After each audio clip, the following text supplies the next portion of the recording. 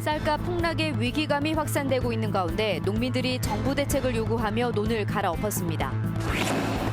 가짜 장애 진단서를 발급받게 해준 50대 브로커가 경찰에 붙잡혔습니다. 보험금을 챙긴 환자들과 담당 의사도 함께 입건됐습니다. 일감이 떨어져 집단 도산이 우려되는 조선업체들이 정부에 최소한의 생존 대책을 마련해달라고 호소했습니다. 4년제 대학의 수시 모집이 시작되면서 대학 입학 전형이 본격화됐습니다. 도내 대학들은 모집 정원의 70% 이상을 수시 모집으로 선발합니다. 환경 문제로 장기간 표류해온 군산 전북대병원의 새로운 터가 월명체육관 맞은편으로 확정돼 4년 만에 본격 추진이 가능하게 됐습니다. 여러분 안녕하십니까? JTV 8시 뉴스입니다. 수확의 기쁨을 누려야 될 농민들이 추석을 코앞에 두고 논을 갈아엎었습니다. 가격 폭락에 생산비도 건지지 못하게 됐다면서 정부의 대책을 요구했습니다. 권대성 기자가 취재했습니다. 한 달 뒤면 수확을 앞둔 논입니다.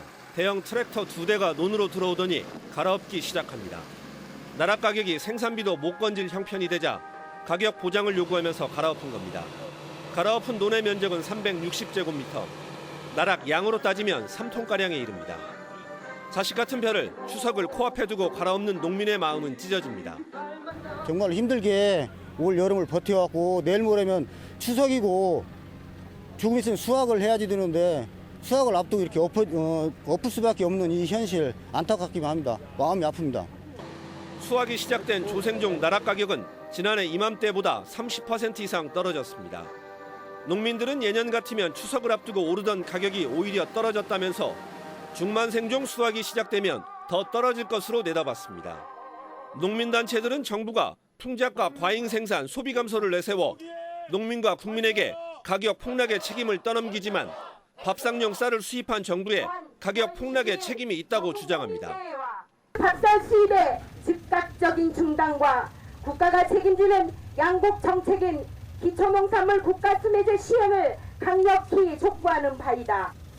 해외 원조, 폐기 등의 방식으로 수입쌀 재고에 대한 궁극적인 시장 격리 조치가 시행되어야 하며 전북 농민회는 정부 대책이 나오지 않으면 오는 20일 14개 시군에서 동시에 다시 논 갈아엎기에 나서겠다고 밝혔습니다.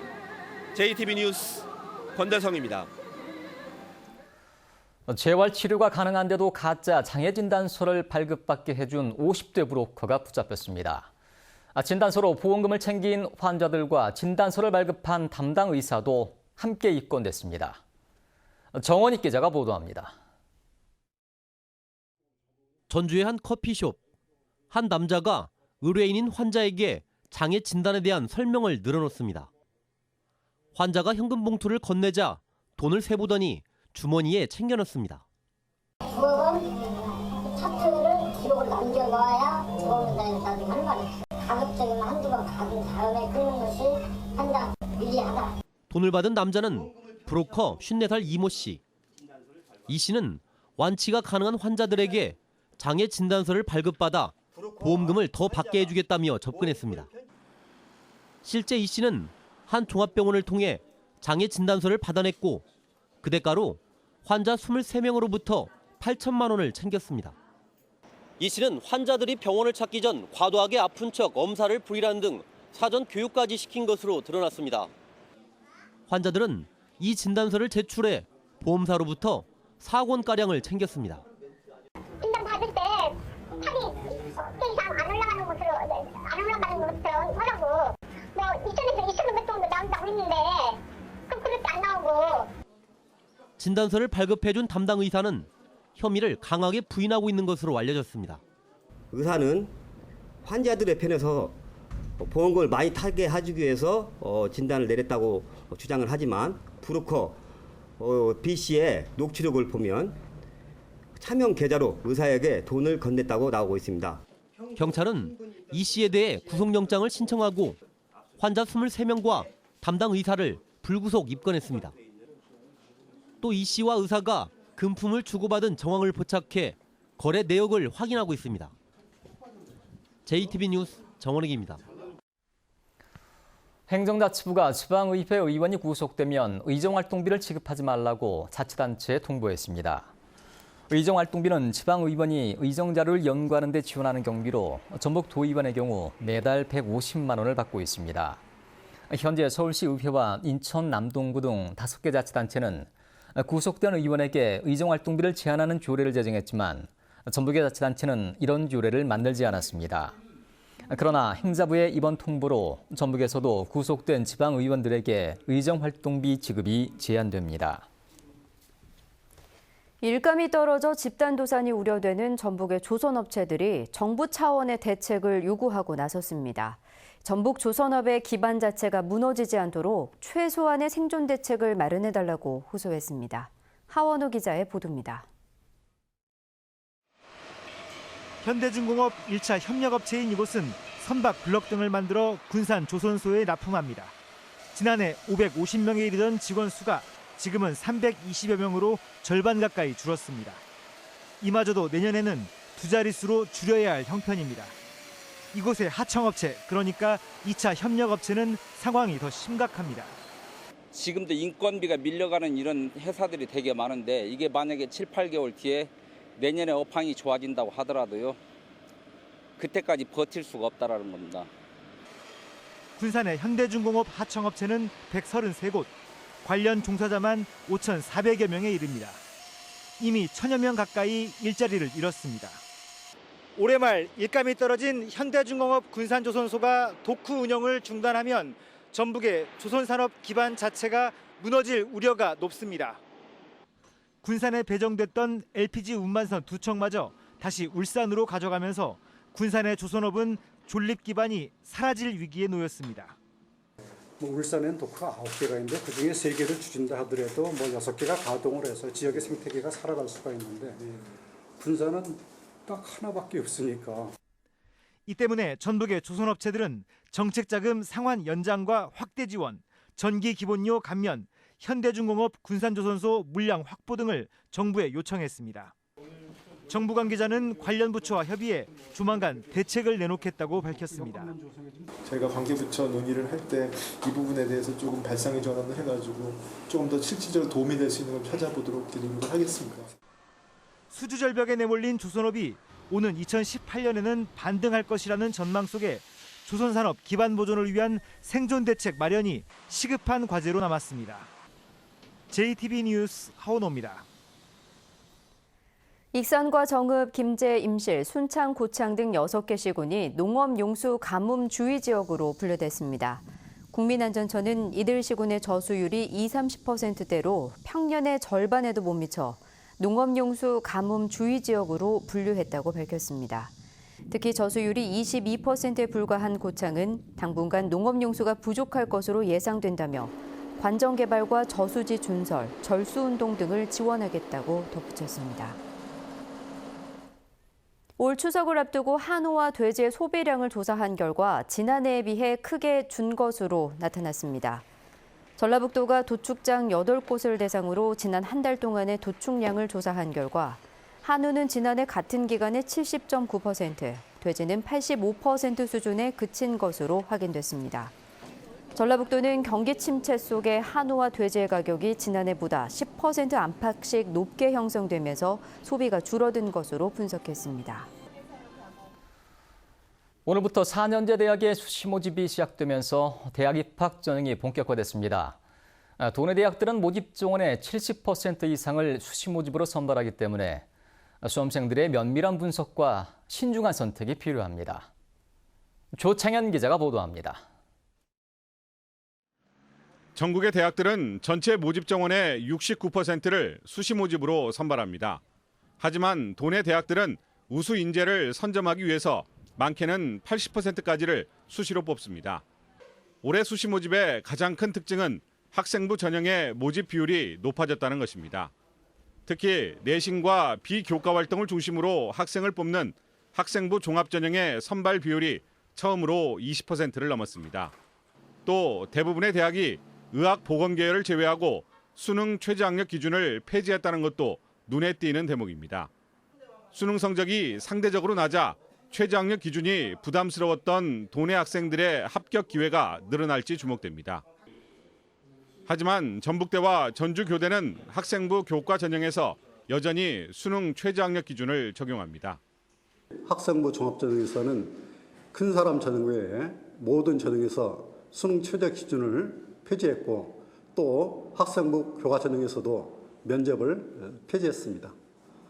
한국사를 전형에 반영하지는 않지만 응시하지 않으면 지원 자격을 주지 않기 때문에 반드시 응시해야 합니다. 의대와 치대, 한의대가 있는 대학들은 모집 정원의 최대 30%를 지역 인재 전형으로 선발합니다. 올해도 농어촌 학생과 저소득층, 다문화 가정 등 취약계층의 선발 비율을 확대했으며 예비 창업자와 만학도 등을 위한 전형의 문도 넓혔습니다.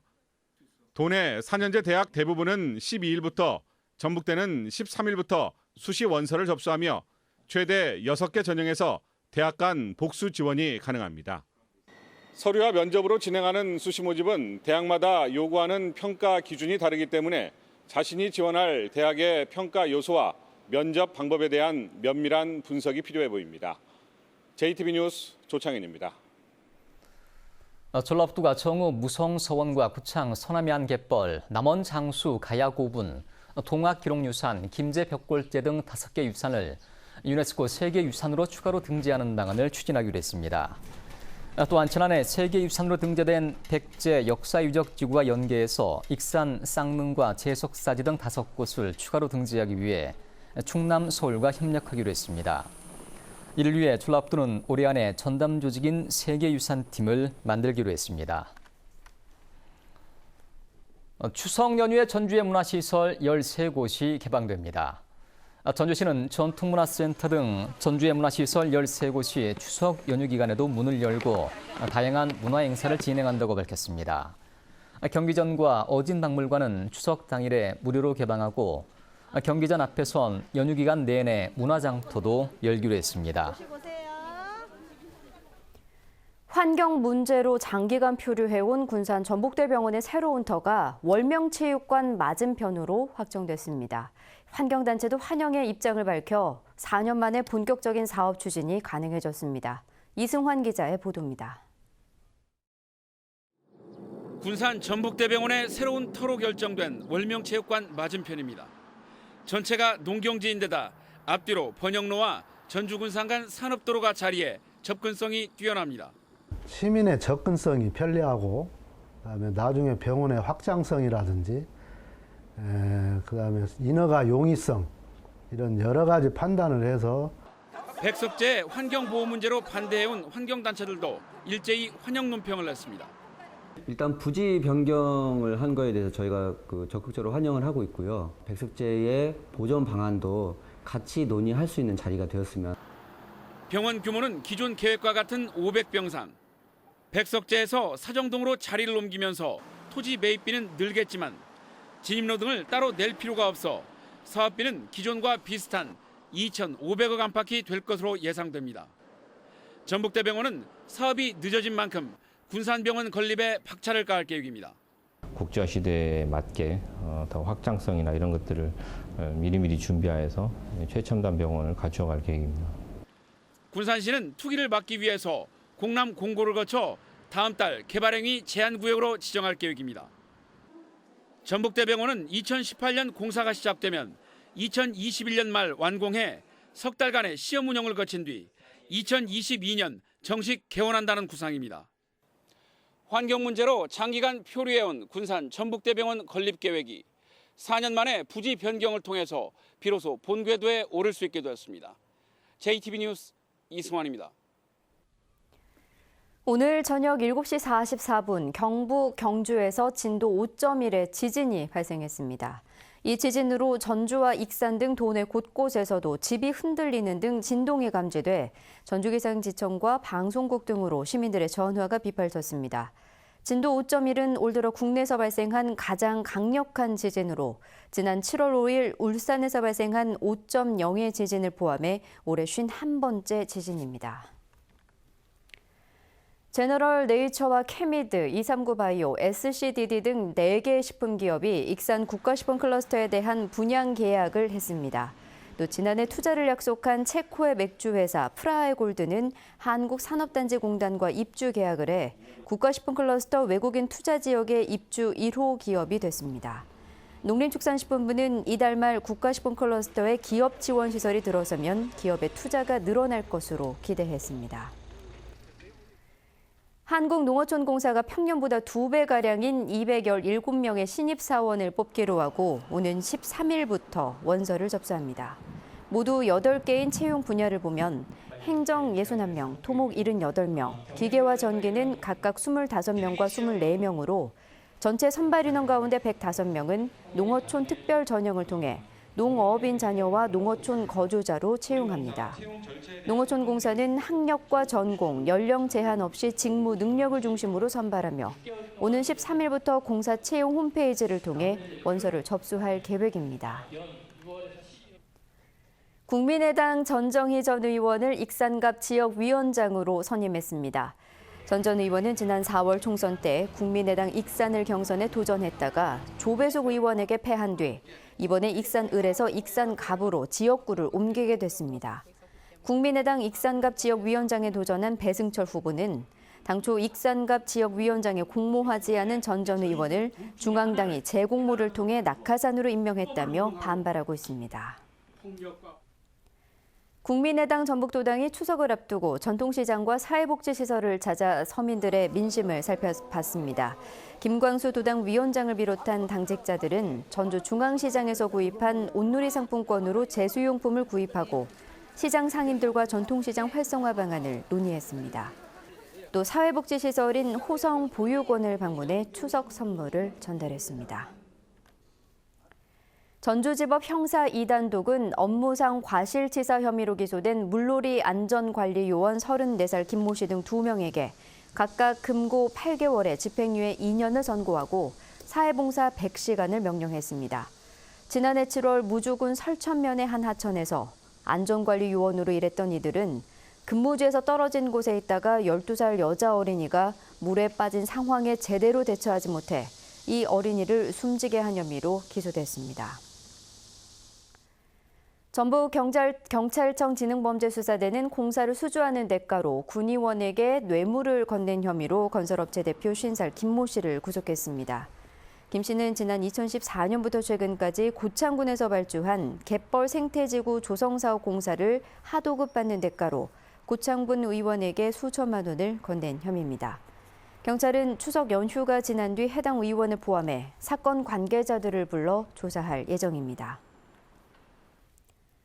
전북은 오늘 완주 30.8도, 전주 29.2도 등 늦더위가 이어졌습니다. 내일은 대체로 맑다가 오후에 구름이 많겠습니다. 아침에는 내륙 지역을 중심으로 안개가 끼는 곳이 있겠습니다. 아침 최저 기온은 14도에서 19도, 낮 최고 기온은 27도에서 29도가 예상됩니다. 오후 늦게부터는 곳에 따라 산발적으로 빗방울이 떨어지겠습니다. 전주기상지청은 당분간 비 소식 없이 낮 기온은 평년 수준을 유지할 것으로 내다봤습니다.